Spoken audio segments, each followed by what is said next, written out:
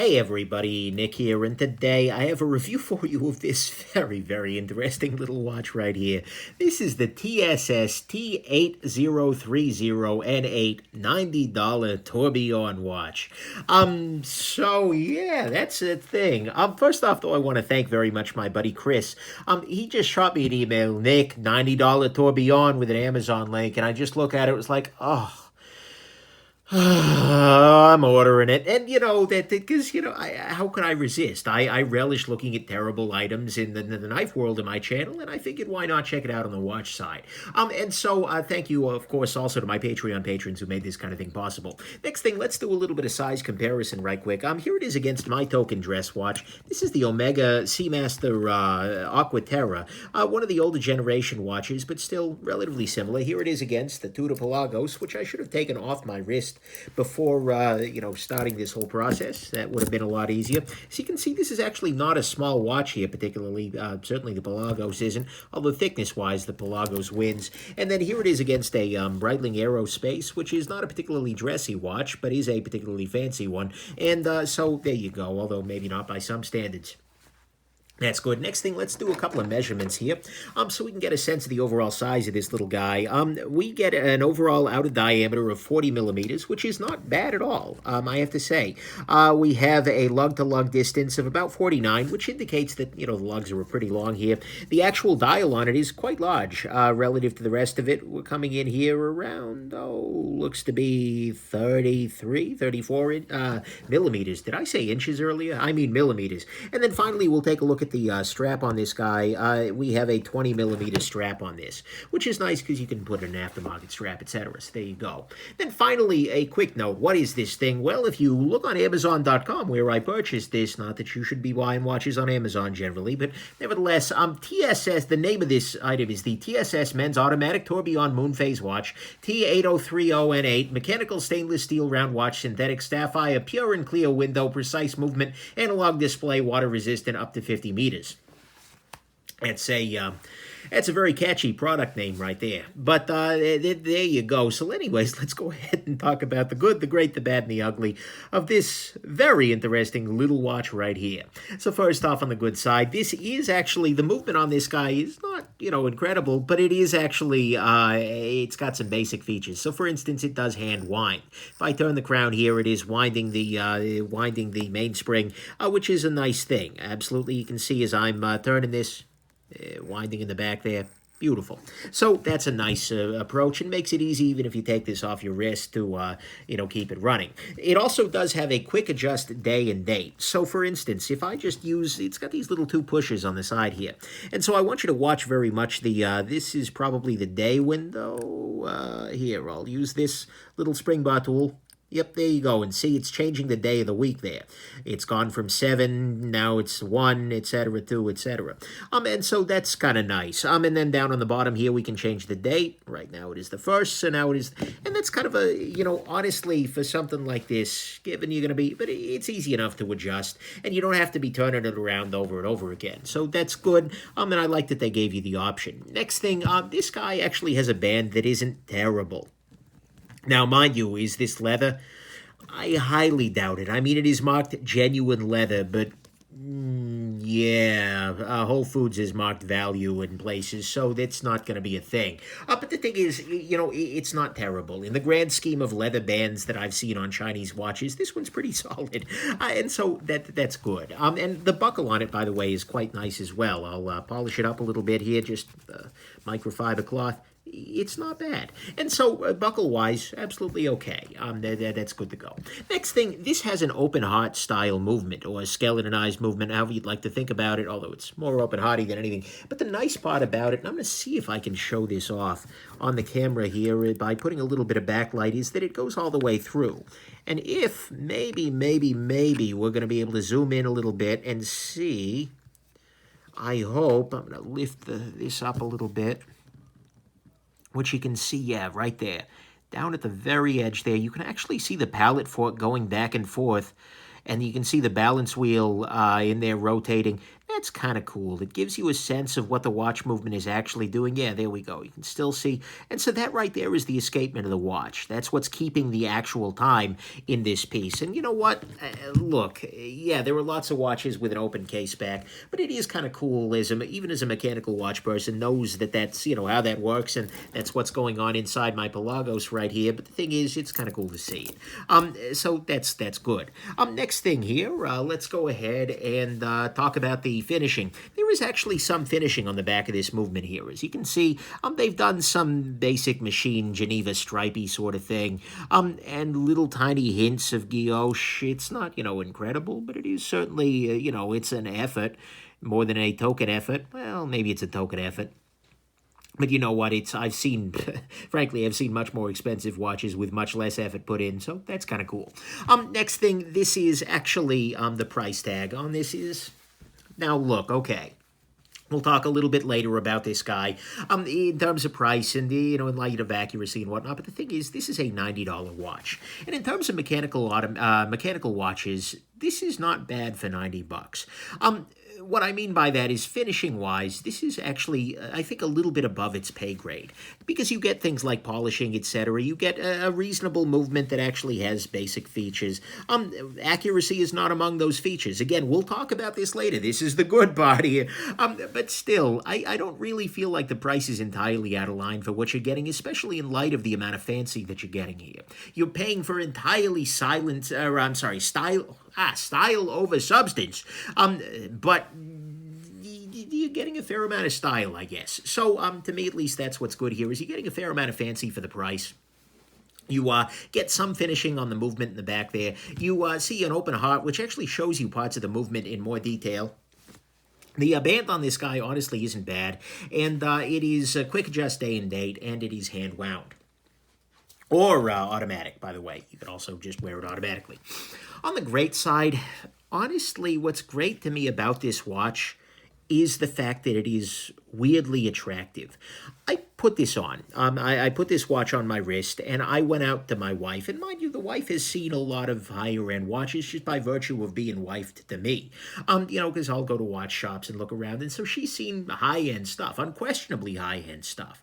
And she's not a horology snob or anything. It's one of the things I love about her. That'd be really expensive. But nonetheless, and I showed this to her, and I said, honey, what do you think about this? And most of the time, she is not a big fan of, watches. Hell, she hates the Pelagos, calls it a butterface, but that's beside the point. I showed it to her, and I said, honey, what do you think about this? She said, actually, that looks pretty good. I said, could I wear this with a suit? She said, yeah. Could I wear this to a fancy restaurant or dinner?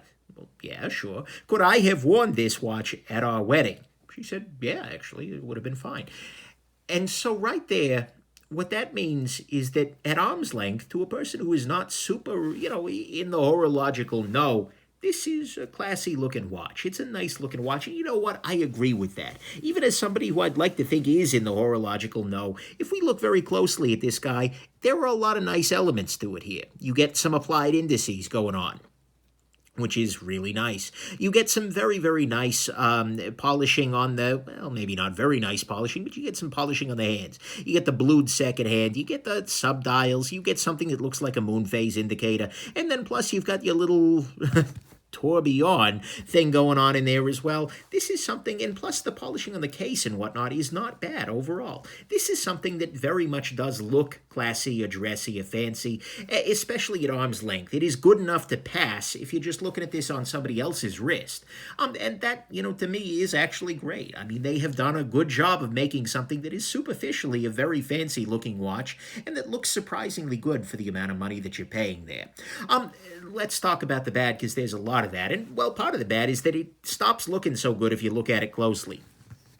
Let's zoom in a little bit. If you look at, for instance, the printing, you can see that the printing is just sort of bleached into the dial, and so are all of these individual minute indices. If you look at an actual high-end watch, for instance, a Patek or something, each one of these indices here is going to be applied. It's going to be a separate little piece of metal on there, or at least a metallic paint, whereas on this guy it is just paint. And in fact, you can see in places that they just went ahead and put the applied indices over on top of the paint, which is a little bit hilarious. And so, yeah, that's an area where it doesn't hold up so much.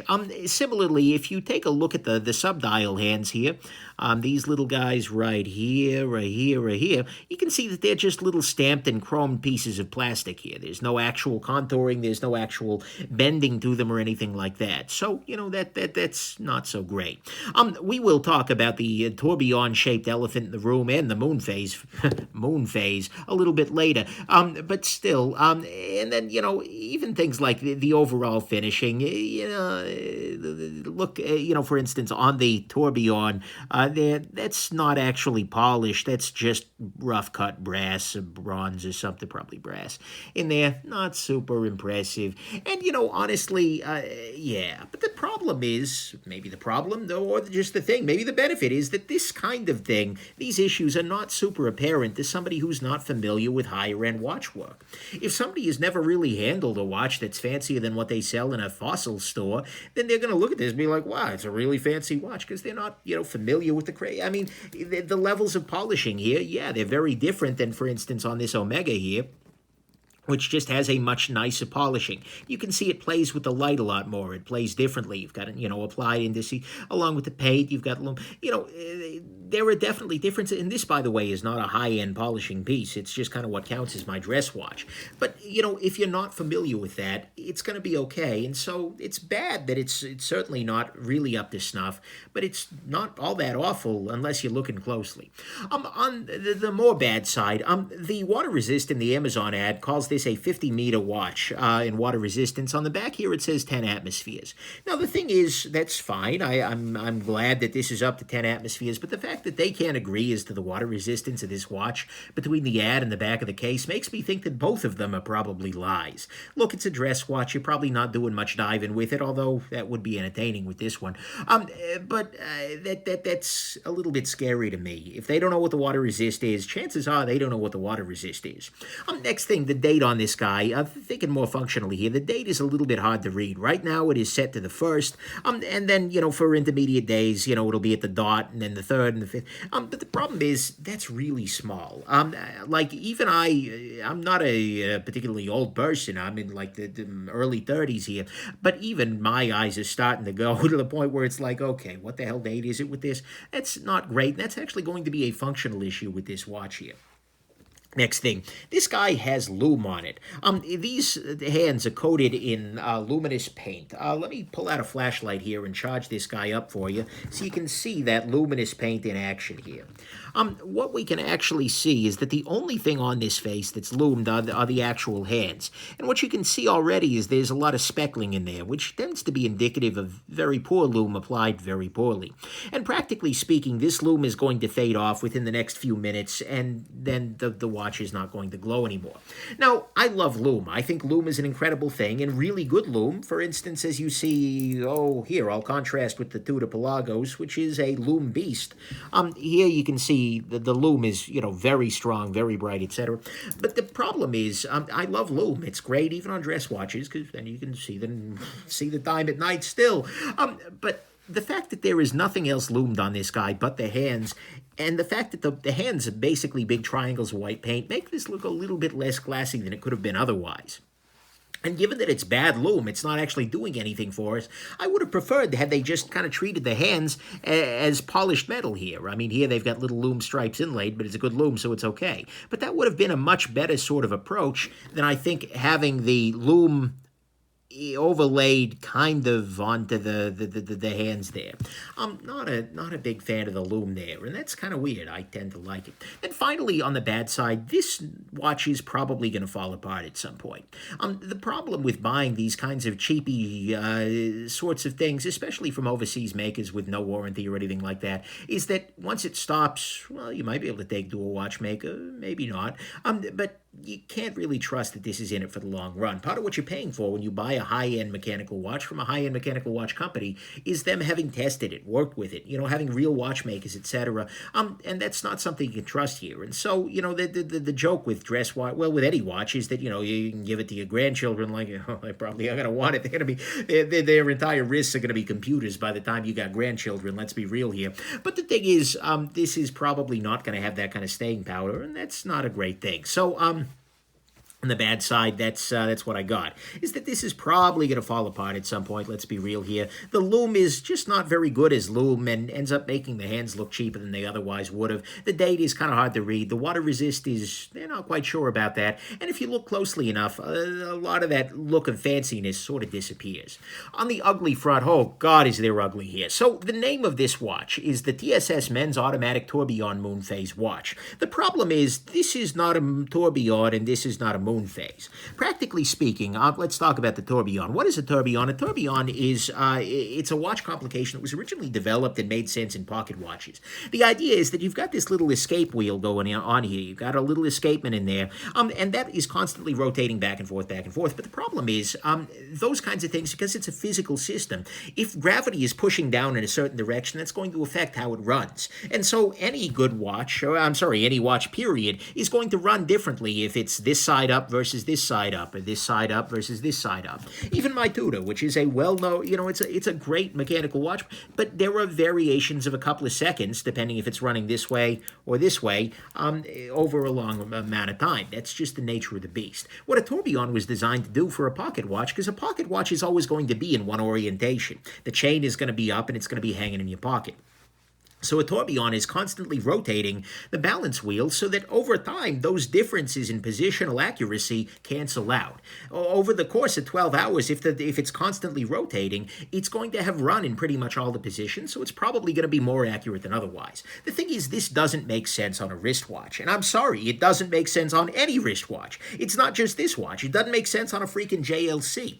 But the fact is that this isn't that. What they've done here is they have put a little tiny thing that sits above the balance wheel and rotates once every second. They likely have a gear over here that's turning it, and, as a result, it rotates. Yeah, it looks a little tourbillonish, but it's not remotely a tourbillon. That's just a thing. One funny thing to note here is that there is a seconds hand on this guy. This by, big seconds, but then they've also installed 3 separate second hands onto this guy. And note that none of those 3 second hands actually are mechanically, are pointing to the same time as the real second hand. So I guess, yeah, I can't make any freaking sense of that. So that's a thing. This is not a tourbillon, and that's kind of crappy. Then the moon phase here. Everyone's like, oh my God, a moon phase at that price? Well, no, the thing is, this isn't a moon phase. What we have up here is a 24-hour hand, which tells you what time it is, morning or evening. And as I turn the watch, as I set the time forward, what you're going to see here is that red hand sticks with the it sticks with the quote-unquote moon phase. And practically speaking, when it is nighttime, you see the little moon guy underneath there. And as we go towards daytime, you're going to see the sun come up at 4 a.m. apparently. And so that's not remotely what a moon phase does. A moon phase indicator is supposed to show you, oh, it's a waxing gibbous moon or something like that, etc. It's supposed to show you whether there's a full moon or not. This doesn't do that. It just tells you whether it's day and night. And practically speaking, so does a window. So, that's not a thing. And so this is neither a tourbillon nor a moon phase, even though it claims to be both of those things, and that's pretty ugly. But the worst thing about this watch to me by a mile is that it is horribly inaccurate. And I don't just mean crappy Seiko 5 inaccurate. A lot of people have convinced themselves that plus or minus 30 is just okay, I guess. This runs 50 plus seconds per day fast. On the wrist or off the wrist, it is just fast. Now, I know what you're thinking. I hear a bunch of mechanical guys shouting, no, Nick, it's magnetized. No, it's not. That's the funny thing. I own a demagnetizer. I demagnetized the crap out of this watch. And yes, I am using it correctly because I've demagnetized other watches. This is not magnetized. This is just shitty. This is just a bad watch. 50 seconds a day fast is kind of ridiculous. And it just means it was really poorly regulated, if it was regulated at all. And it probably wasn't. And I know immediately a bunch of mechanical watch guys, well, but Nick, did you regulate it? That's half the fun. That's like somebody saying, hey, my new car's transmission just fell out. And then somebody saying, well, did you put it back in? That's half the fun. Like, no, you're missing the point. That's their freaking job. And 50 seconds a day is completely and totally unacceptable as an accuracy rate. This is a ridiculous freaking accuracy. No, that's not okay, guys. And it could be that I pop this guy open, I adjust this little guy, and I could get it to a rate that's much more reasonable, but no, that's not, no, that just, no. No is the answer to this. No. And so that is to me ugly and completely unacceptable. And that is the ugly, that it is completely inaccurate. It is not really a moon phase or a tourbillon, and despite the advertisements otherwise. Final conclusion, look, I have two vastly differing opinions on this watch. Very, very different. My inner idealist absolutely despises this watch with just every ounce of my soul. Because, there's a part of me that looks at this and says, look, you sold me a watch for which most of the ad was just flat out a lie, with poor detail finishing, with missing effect complications, awful lume, and as a bonus, it's shitty at doing the one thing that a watch should do, which is tell the time. That is profoundly ugly. This is, and I got to admit, this is the watch equivalent of a t-shirt with a suit jacket and tie printed on it. It looks like it's fancy, but if you look closely, it really isn't. Or a Hyundai Elantra that's been modded to look like a Shelby Cobra. Like, yeah, that looks great from across the parking lot, but then you come up and you're like, wait a second, that's a 4-cylinder engine. And such. So idealistically speaking, as a horology nerd, I despise everything that this stands for. But there is another level to my feelings on this watch. My inner pragmatist comes out. Because, yes, it's not what it claims to be. Yes, it's terrible at telling the time. Yes, the tourbillon isn't a tourbillon and the moon phase isn't a moon phase. But it does look pretty nice. And with that perspective, I can see somebody buying something like this as a rare use dress watch. It is absolutely 100% not as much of a dress watch as, for instance, a JLC Master Grand Tourbillon Cylindrique. I will give you that 100% of the time. If you can afford the real deal tourbillon watch with the perpetual calendar and whatnot, that's great. But the thing is, those watches run closer to $115,000. That's a fair chunk of change, and probably not something you can get on Amazon. This watch, on the other hand, is $90, which is still a chunk of change, but it's probably one that you can feel safe doing on Amazon. And the thing is, the sad thing about it, from an horological perspective here, is that for 99% of the world, this watch will register as just as fancy as an actual JLC or an actual Vacheron Constantin Perpetual Tourbillon. This will be just as freaking like, whoa, that's a fancy watch to most people as the really high-end stuff. And so unless you are regularly at parties where they run out of limo parking and start turning away Vanderbilts, this will probably be perceived still as the fanciest watch in the room. And honestly, even for most watch people, as long as you know, as long as you're not pretending or trying to pass it off, I don't even feel like it's particularly bad form. If I sit down next to somebody and I see them reading freaking Hodinkee, we strike up a conversation about watches, and then their cuff slides out and I see this, my main thought is going to be, and provided that they do suitable pennants, like, yeah, it's kind of a piece of crap, and you know what, it was $90 and it looks pretty good. There's a part of me that's going to be like, yeah, you know what, I get that 100%. And honestly, if you're looking for something that is dressy and inexpensive, if it comes down to wearing something like this or a fake Rolex, you know what, I would choose this every day of the week. I think this is a much more honorable choice in a weird sense, even though half of it is made up. And so I can see a world in which this watch makes sense. Now, to be clear, if you are wanting an actual dress watch to wear every damn day, this has enough things wrong with it that you will want to go elsewhere. You should probably not buy this watch. I mean, inaccurate can be okay for one day out of the safe, but if you're wearing it every day at work, you are going to hate yourself because you're going to be showing up to meetings like 20 minutes before everyone else is because your watch is lying to you.